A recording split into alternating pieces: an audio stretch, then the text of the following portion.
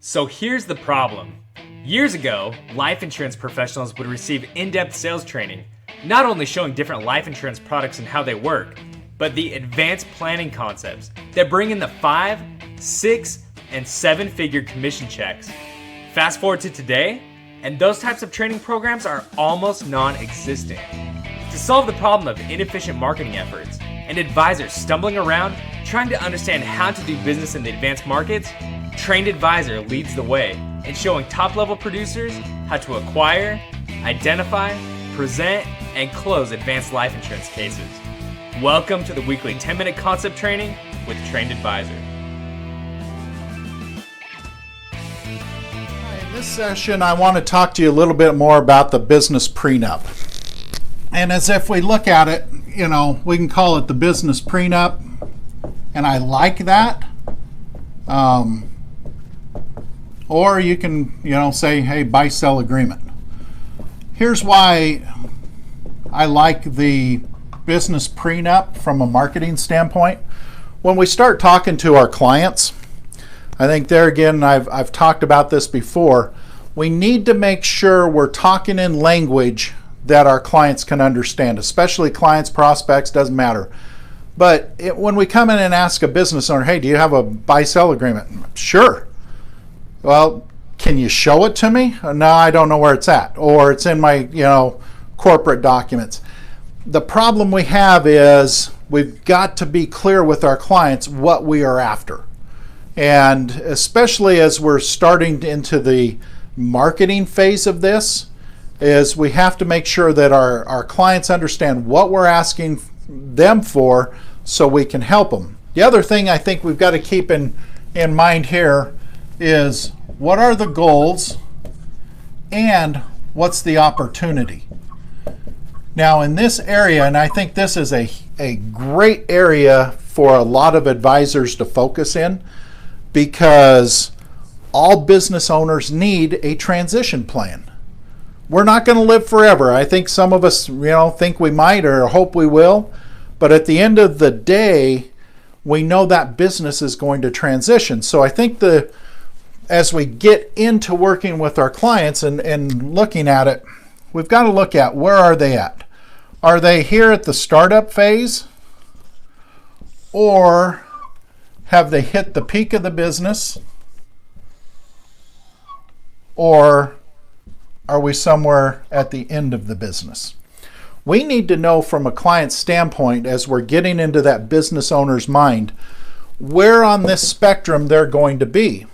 And if they're here strictly in the startup phase, the problem is they're still working on how to keep the doors open. And if you're talking to them about transition and they're just thinking about how do I hire the employees, train the employees, get money, the financing, everything they need for the business, that's kind of a losing proposition. We're talking about longevity of the business. They're thinking what happens between 8 and 5 today. And so if we've got a client that's right in this area, yes, do they need a buy-sell agreement at the start of the business? I hope if they've got partnerships and everything, that the attorneys handled that. But let's be realistic. When we're coming in from the financial side, this is the least of their worries right now. Now, caveat to that, if we're talking a major startup, I've worked with clients that, have 20 or 30 owners coming together to fund a business. Okay, that's a different scenario, but our typical, closely held business, 1 or 2 owners, startup time is not the time to be getting into that client's mind. We can get in there and say, hey, there's things we can help you, to make sure the business succeeds, but the buy-sell is probably not key there. What we're looking at is somewhere in this phase between peak and end, that business is going to have to transition. And I think that's the optimal time to start talking to our clients and prospects about what can the business prenup do for them. And so as you start looking at it, it's getting into the owner's mind. Remember, the owner, it doesn't matter where they're at on here. They've got bills to pay. They've got employee issues. They've got financing issues. You know, simple things of cell phones, computers, on and on and on. And so if you think about what's in the business owner's mind, it's the day-to-day operations of the business. And so we need to come back here and say, we've got an opportunity that's going to meet your goals. We want to check that box. And so when you start thinking about how do I market, how do I move into the business owner markets, and I talk to a lot of advisors, that's what they want to do. They see, if I can move more into the business owner market, really my business becomes an 8 to 5 kind of job.